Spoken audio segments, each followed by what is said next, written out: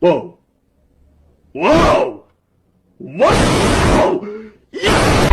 Tired of seeing this site can't be reached? In the next few minutes, I'll show you how to fix it fast and easy. Look, when I try to use anything, it doesn't work.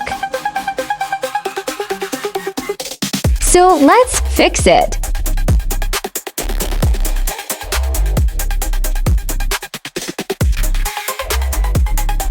First, go to Settings. Then go to Network and Internet. Then click Proxy. You can turn off this one, but it is optional. Scroll down and search for Proxy Service. Then you can change the address and port to fix, but if you don't know the right one, you can just turn off the proxy.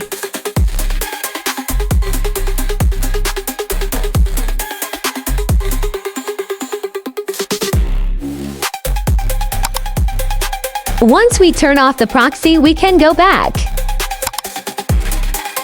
So now let's try it if works. As you can see, it works.